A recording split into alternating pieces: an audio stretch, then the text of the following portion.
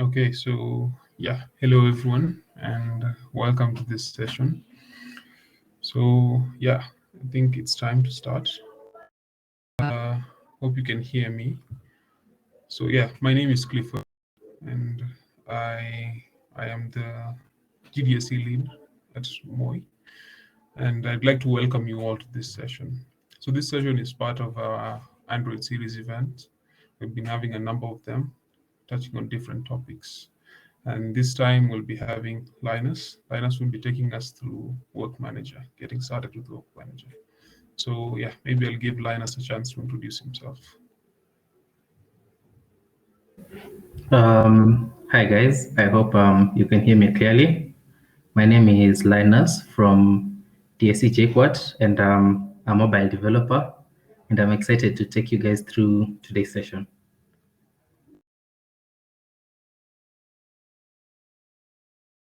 Okay, so Linus, when you're ready. Okay, let me start by sharing my screen. Tell me when, I hope everyone can see my screen. Yeah, we can see it. Okay, so as you've been told, today I'll be taking you guys through Workmanager, and let's get right to it. So first things first, we need to know what background work is.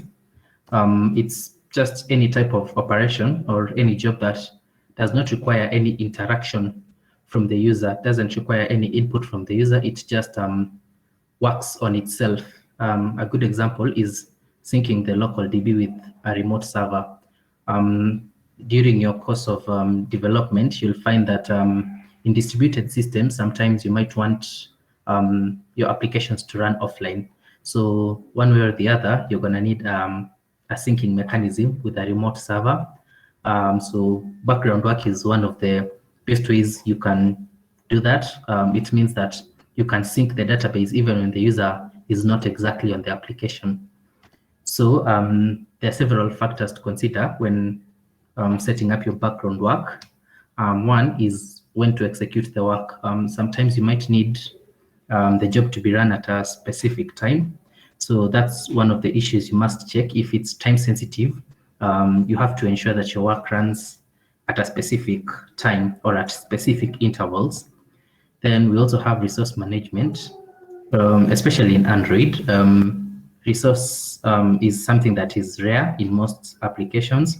So the Android system tries as much as it can to release any operation that is holding up the resource. So when you're setting up your background work, you need to ensure that it does not stand a chance of being cancelled by the Android system, and data, if any, is needed. For instance, syncing the local DB, you will need the actual data to be sent to the remote server. So data is one thing we have to consider. And so that's where Workmanager comes in to help. So it's a Jetpack library. It's part of the long list of Jetpack libraries that helps us to perform exactly what I have just described. It's used to perform background work. So there are other services like Firebase Job Dispatcher and a job scheduler that are actually available, but they all depend on the API level of your application. So what Workmanager does, it checks the API level of the mobile device. It knows which scheduling library to use. So that means you don't have to get stressed when looking for which specific library to use, or you don't have to add the checks yourself manually. Workmanager does that exactly for you. And so it has a few advantages. There are a few things that it brings to the table. So one of them is multiple jobs, the chaining of multiple jobs. So you might have not one or two jobs that need to be run in the background. So what Workmanager does is enable you to chain them together, just like a normal chain. The rings are attached one after the other. So you can specify in which order you want to chain your work. So this makes it easier in such that you don't have to manually listen for if one job is done do the next. If the second is done, do the third. So Workmanager does that for you. So you don't have to concentrate on that part of development. So another thing is constraints. So you might require your work might require specific needs. For instance, syncing data with the remote server, you most probably require a network connection. That is a given. So you need to check if there is a network available, if the user is connected to Wi-Fi or cellular, and start performing your job, start running your job so that it guarantees a degree of success. So with different methods, the old methods, it was a bit hard to get the network status or just other constraints. It's not necessarily the network status. It might be battery level, different constraints. So instead of you checking for all of those, you can provide constraints easily to Workmanager to allow your work to run, to at least ensure your work has some degree of success. So you shall see later in the code how you can provide constraints and how easy it is. So scheduling work is also easy. So you find that getting your work to start is very easy. They use a very simple API, very simple builder method to get your work running. Also, retries. Since this job is working in the background, sometimes it might fail and you might not get notified, or rather the user might not get notified of any crash. So sometimes you might want to retry the specific job. Maybe it failed because of a missing constraint. So you can set retries in your Workmanager so that it can retry the job very easily. But without Workmanager, you might find yourself having to add checks and maybe even having recursive functions and all that. So Workmanager just does this for you out of the box. And the last thing, it's threading. So threads are really important in Android applications. Workmanager has a specific thread for all the jobs that you run. So you find that it's easy for you to perform work in the background easily, not on the main thread. And it can also help you with asynchronous operations, as well as threading on top of threading. So we shall see this in the next few slides. So if you've been in Android for a while, you'll start asking why not use the job intent service that was originally there. So first things first, Google deprecated the class. That is not something new to developers. Google deprecates a lot of things. So one of them is job intent service, so which means sooner or later they're gonna stop supporting it. So it's better to move on to updated libraries. Then another point is it will be killed by Android system if it runs for a while, since, as I mentioned, resource is really important for Android. So if your work is running on the background, it's for like more than a few minutes, it will kill it as to preserve the resources. But with Workmanager, it easily handles resource management. So when the resources are low, your Workmanager knows how to delay the job until everything else is set correctly, is available for the work to run. And another one is you can't easily specify constraints. Just as I said, they don't provide a way for you to check these constraints. So you have to do it manually, which can be tiresome and can actually lead to a lot of dirty code. So why don't you just let Workmanager do that for you? Also, it might fail in case the job is started in the background. So sometimes you might want the job to start even without the app being on the foreground. So if you use a job intent service, the job automatically throws an exception, and so it automatically fails. But with Workmanager, the work is safely started in the background without any issue.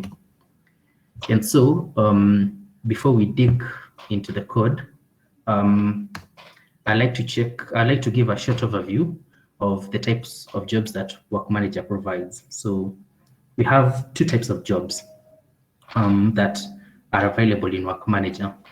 One is the one-time work. So this, just as the name says, this job runs only once. So it runs at the specific time it was launched, and after it completes, that's just it. You get your results afterwards, so there's nothing else to it. It just runs once. It's just like calling a function once. It only runs once. And the other one is periodic work.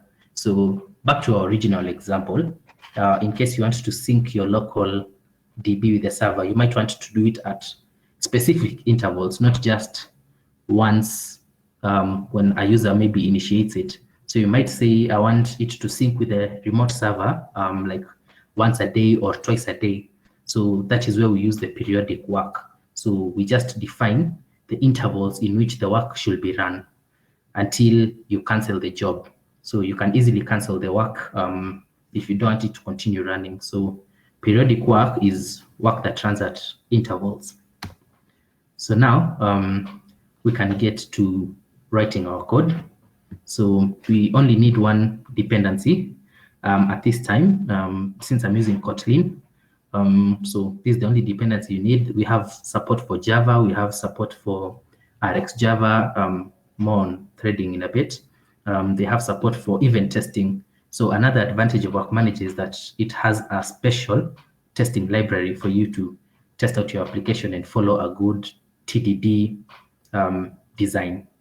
So I have my project in Android Studio, and I already set up everything. I have my Workmanager dependency, so that's just it. And so first things first, we look at the worker class. So the worker class is a class where we define our work. So basically, it's where we add the implementation of our project, not our project, but the implementation of our job, our background work. So let's say I wanted to send data to an API. So in this worker class is where we define that operation.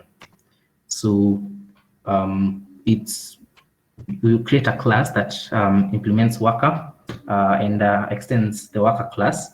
And so you have to override the do work method. So when Workmanager is launching your work, it executes the do work function. So let's go ahead and create in our project. I'll create a package called work. And inside it, let me create my worker class. So I'll call it example worker. So it has to receive two parameters, the context and the worker parameters. So these are used by Workmanager to help it run the application. So extend worker, text, and params.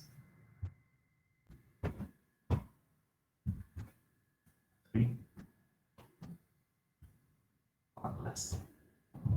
Perfect. And we have to override that method. So this is our class. Inside it, I'll just do a simple operation where sum is equals to 1 plus 1. Something simple, and then just log the value. Sum is assign sum. Then let me give it example worker. Let me remove this to do. Also, this do work function should return a result. So this result class, it specifies the status of the job, or rather just the result is the class is. So we have result.success and result.failure. So .success, obvious, is when your work has been successful.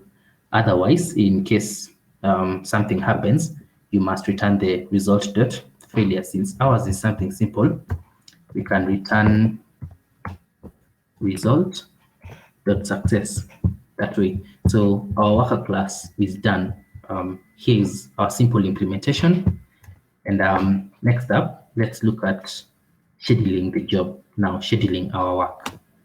So to schedule the job, we first get the Workmanager instance. This is the instance of Workmanager inside our application. So in my main activity file, don't worry about the UI. So first, we need to create a method, start work.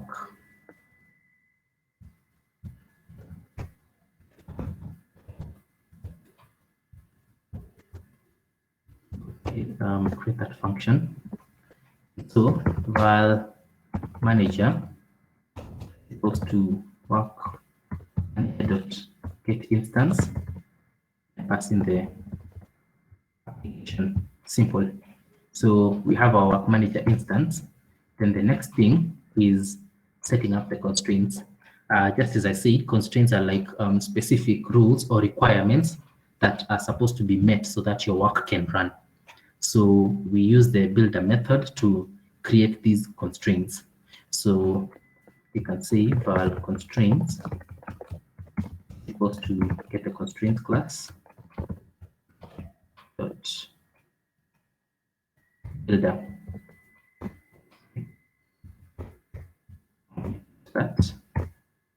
And so you can check the different methods, the different functions that they provide for the different constraints. So you can see we have set network type, even charging. You can define various constraints that they provide for your work to run. So I'll set up the most common constraints. Set requires network type, and our network type will be network type dot connected. So basically what this constraint says, we set that our work should run only when the device is connected. So if the device is offline, your work won't be run. It will be paused until when all the constraints are met, including the network type.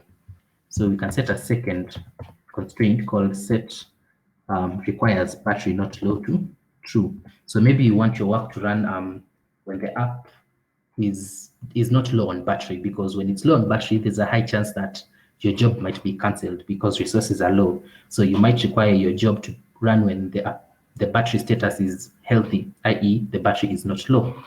Then we finish it off with build.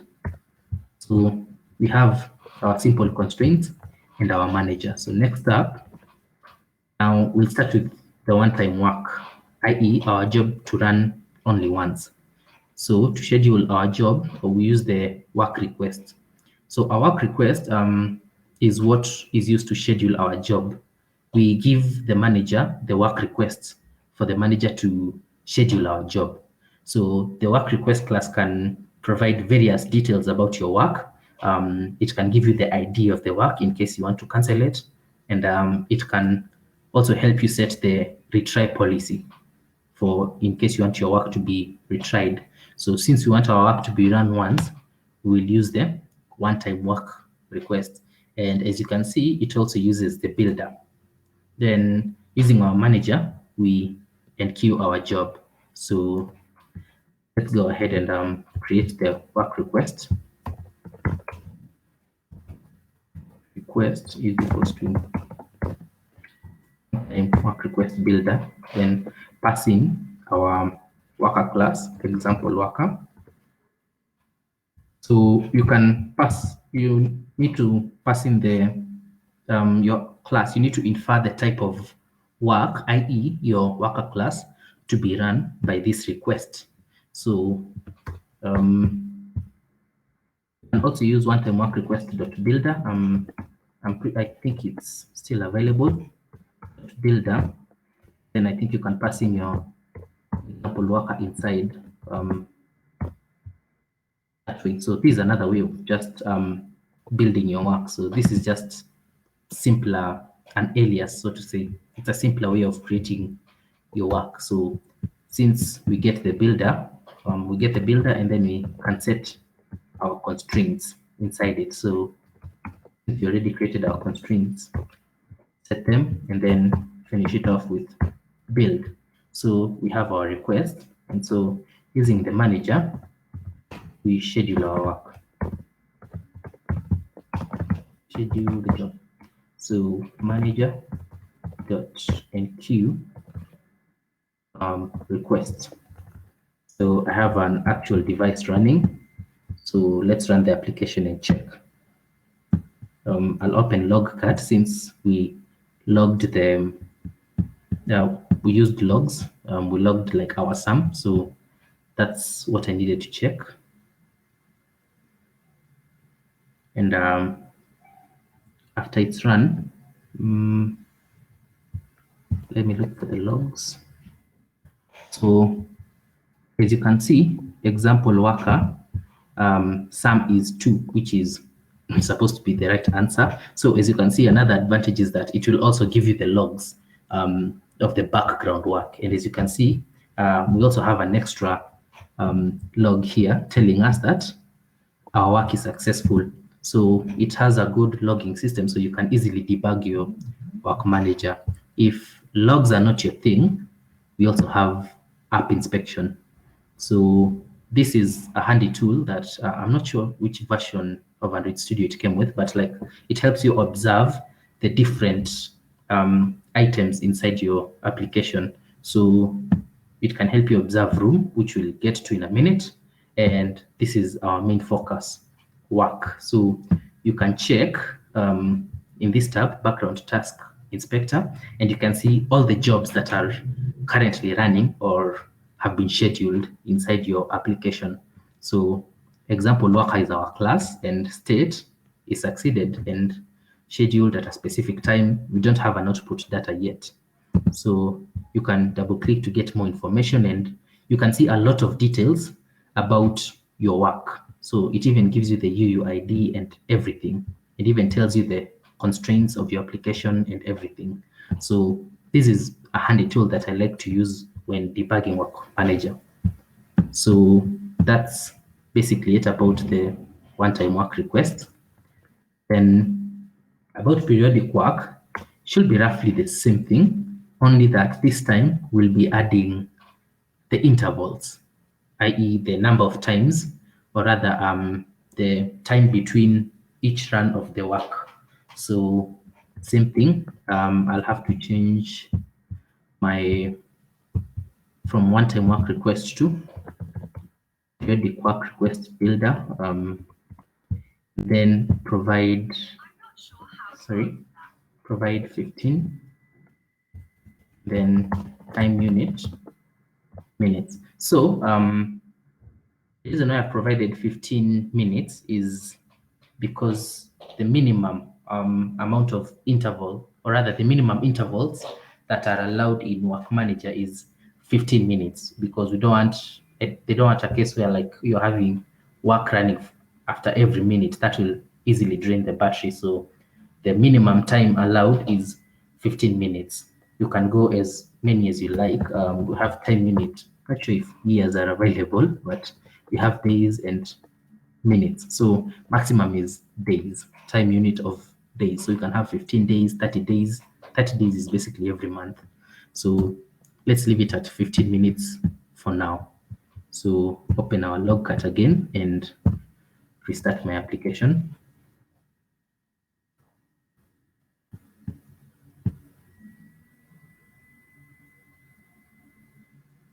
So as you can see, we have a log.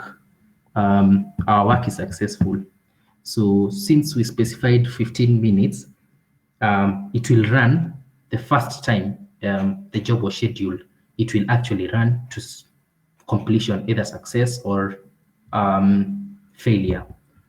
So it starts at the 0 minute, basically, to put it in simpler terms. So when you go to our app inspection, as you can see, our job has been enqueued. And as you can see, more details, it's periodic. So you get all the details about it, and just basically all the information you need about your work, all the details about your job. So that's basically it about periodic work request and one-time work request. So now let's make things more interesting. So since we said data is something that we should consider. Now, assume we wanted to pass in some bit of data into your application. So we have the data object. So this is a special object that is used to hold key value pairs that we can use in our job, basically. So it's simple. You just call work data off. That's an easier way of creating work and adding the key value pairs. So gonna change this to one time request builder, sorry. Then I'm going to create, let me remove the intervals. Let me create the data. So data equals to work data of, you can say name to liners, and then age, sorry, age to 20, something simple as that. And so using our work request, another use of the work request is adding data. So we set the input data, and this data will be provided to our manager at the time when it's going to be executed. So just simple as that. And so getting the data is as simple as using the get input data method that is available in the work class. So in our example worker, we can say val name is equals to input data. So the method is get input data, but with Kotlin is the method get string. The key is name, and val age is equals to input data dot. This one is get int. Seems to have forgotten the name where we replace the get string and get the get and setters. If I remember in between the session, I'll give you more details about it. So just like in shared preference, get int requires a default value. So default will be 0, no problem. And so we can try and log to check if we get our data. So my name is, interpolate that, and I am, sorry, and like that. So let's rerun the application and observe our logcat.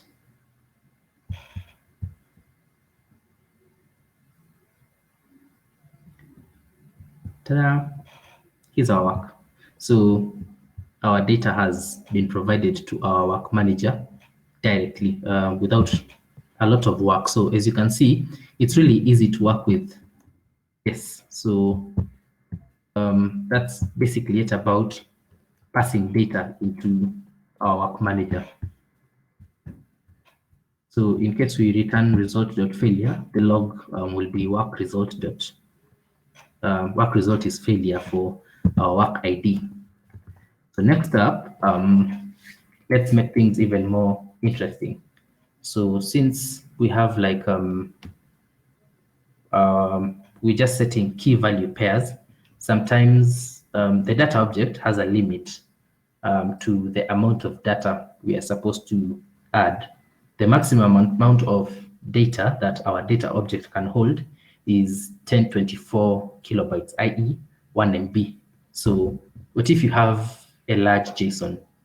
Going back to our original example, syncing the local DB to a remote service, we might have a JSON that is larger than 1 MB, probably, or even when you're working with images, they might end up being more than 1 MB. So you can't just pass them into the data object. You will get runtime error and your work will never run. So we needed a better way of handling this is working directly from the worker class, inside the worker class. So basically, get your data while you're inside the worker class. So mostly, most Android developers save their work in shared preference or local room database. So it's better to just get your data while you're inside your worker class. And so with this, we have concurrency issues and asynchronous operations, because with if you're using Kotlin, basically you can use coroutines to get your data. For instance, even when you're getting data from local room, you get using flow or live data, and all of them require to be called from suspending function. So you get that there's a lot of asynchronous operations happening, and the normal worker class cannot help us. So we might use global scope to launch our work, or just other methods, but that's not exactly safe. So Workmanager has us covered. So whichever method you use, if you use RxJava, we have a class called RxWorker, which is basically a worker class, but that returns an observable, actually returns a single, if I'm not wrong. And since we're not using RxJava, with Kotlin coroutines, we have a class called the coroutine worker that allows us to use coroutines inside our worker class. So this makes your work way easier as a developer. So to demonstrate this, let me just give you a small rundown of the code that I had before. So as you can see in my local package, I have my database class that extends room database. This is my model, my entity. This is the table, all those details, and this object, I'm getting the get database returns an instance of my database. Basically, it checks if the instance is null, create a new one, otherwise return for me my database instance. And so we have a function to access our DAO, which just has two methods, add user and get users. So as you can see, add user is a suspending function. Okay, so all these require like coroutines to run, or observables, different subscribe levels. So we'll get to that when we get to the worker class. Inside our data, I've just created a data dummy class that gives me a dummy user. Basically, it's not data from a real API. It's just data that I have hard coded, but I have added a delay to simulate a process similar to the network request. So that's basically that. I've already showed you my user class. So we're going to be getting the user from my dummy data class and then passing that user into our local room database. So inside my work package, let me create a new file. Let me call it user worker class. So same parameters, context, then parameters, worker parameters. Then instead of now extending worker class, we are going to extend a coroutine worker. So it's basically just a worker class, but with coroutines. So context and params. So implement members. So as you can see, the do work in the coroutine worker is a suspending function that returns a result. So something easy. So we can just get the user. User is equals to my data dot get user, which is a suspending function. A suspending function, as you can see, Android Studio is giving us the information, and then you can say, oh, let's create a DAO first. So DAO is equals to app database dot first get the database instance in my context, then dot user DAO to access the data access objects. So DAO dot add user, then pass in my data, something simple as that. So I can easily just call return result.success, something like that. So we'll check on error handling quite soon. So you can run this, make this private. Sorry, don't know I've even run it. We haven't scheduled our work, sorry. So it's just a matter of changing. Since I want one-time work, I'll just change this to user work. So we don't need to pass in our data. It's you're not using it. And yeah, we can start our job.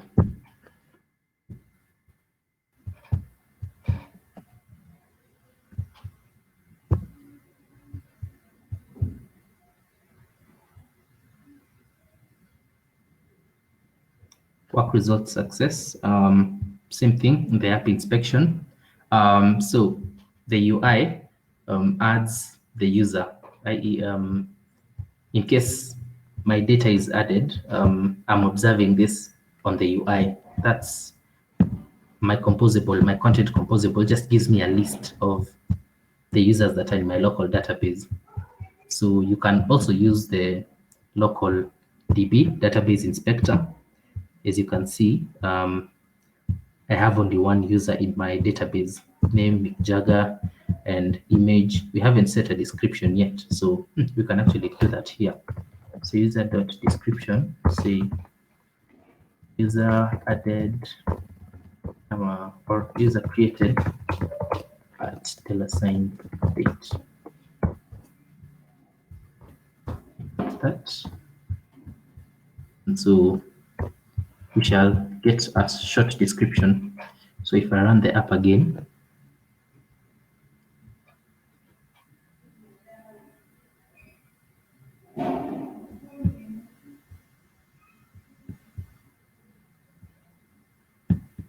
as you can see, user created at a specific time, blah, blah, blah, all that. So that's basically that. It's as simple as that, basically. So that's it about this. So about error handling, let me check out to a different branch. Make this first. I'm going to change, rather, let me just touch them since it's a starter code. And I check out master. Sorry.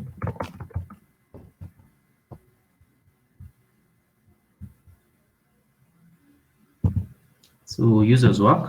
This is an easy implementation of the same thing we have done, but this time I'm catching the errors. So just wrap my work in try catch and then perform all my operations, get user, set the description, and then also in the work result response, you can pass in your data. As you can see, we have a tab for output data. So which means you can actually output the data in case someone wants to receive it on the other end. So we can try and run this one to check the difference.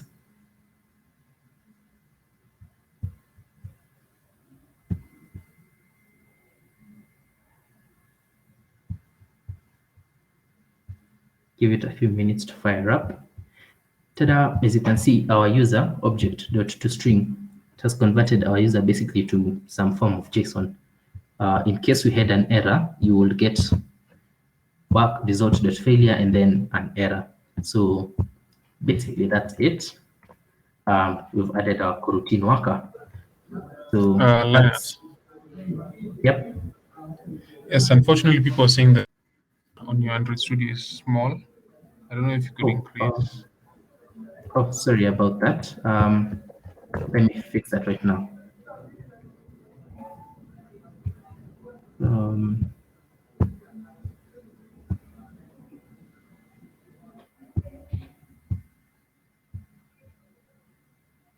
Let's change to is 20 okay? Is this visible, Cliff? Much better. Okay. So where do I have to repeat something? Is there anything due? I've actually just finished the presentation in case someone needs me to repeat anything or show Okay, I any. think we have a number of questions. So we have a question from Prince. Was asking, can the job run even when the user hasn't opened the app? No, not really. As you can see, once the application runs, in my case, let me just show this.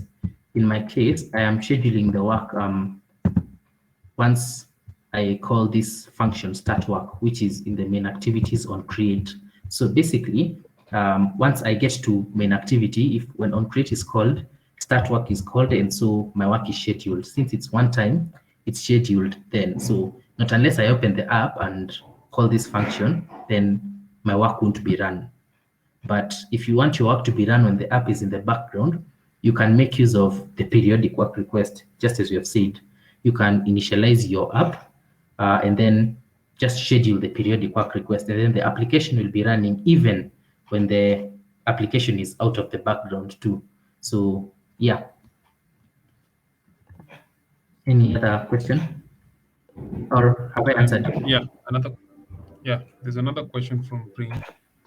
It's saying, is the one-time request job only run once? Let's say, for example, when the user installs the app. Yeah, the one-time request is run only once.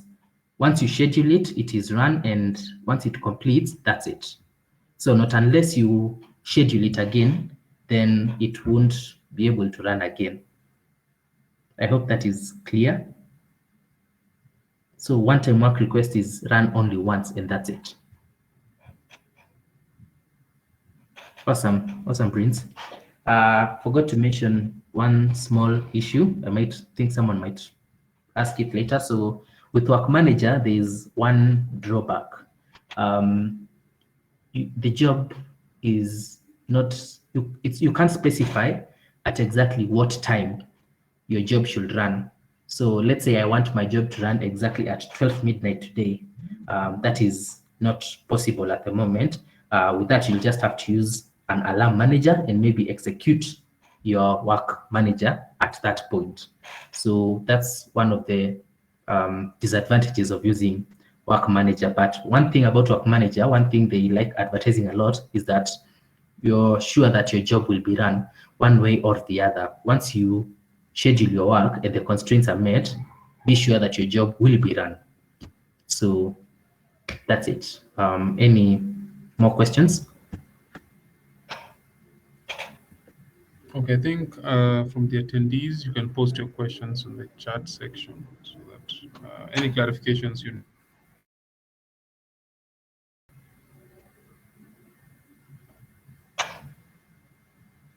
What are some of the tasks that can be run in the Work Manager? Okay, just one of the big examples, syncing a local DB to the server. In case you're using local room, you can set up a sync mechanism, but with databases like CRM, they have their own sync mechanisms.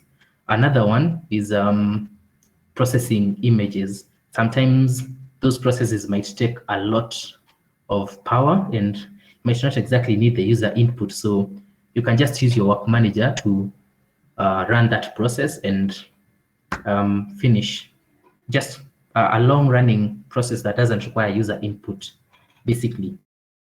Those are the two I can actually think of at the moment. Or even submitting logs. So you've seen apps like Firebase, Crashlytics, and there are very many. Sentry, there's not one Signal, but there's another one. I'm forgetting the name. So if you need to send the logs to the specific web dashboard, you can actually do that. Oh yes, Kibet, thanks. Refreshing tokens, that's also another one. In case some tokens have expired, you can use Work Manager to run to get new tokens using the refresh token. So yeah, I think, thanks, Kibet. Any other question?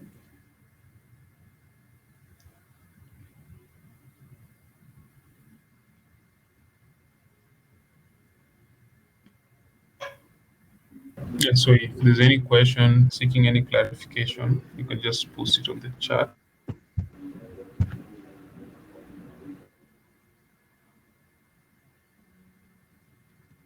The code will be available on GitHub, so all these resources will be shared with you guys.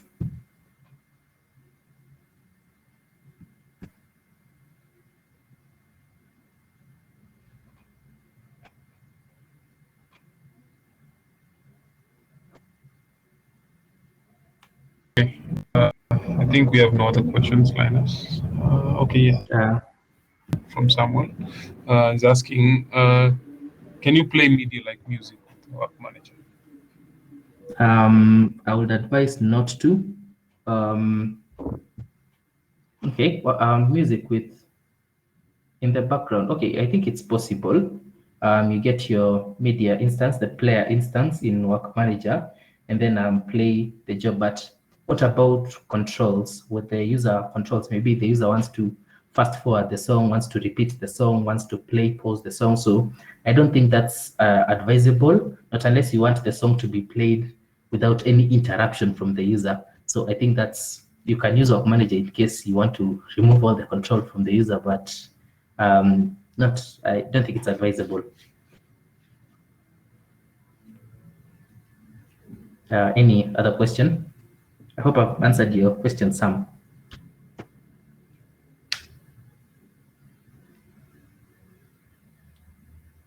Okay, awesome.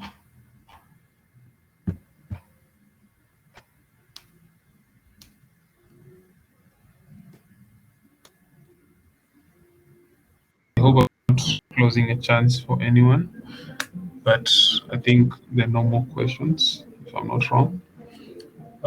Thank you so much, Linus, for having this session with us, teaching us about Work Manager.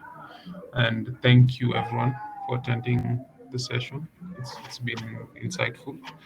And yeah, I think we'll share more resources on the WhatsApp group. I'll also make a post linking the presentation and the GitHub source code. And you can always access all the other trainers, Linus, and everyone else in the group and ask any more questions. So I think that's a wrap for this event. And thank you, everyone, for making time for the event. Okay, awesome. Thanks. Bye.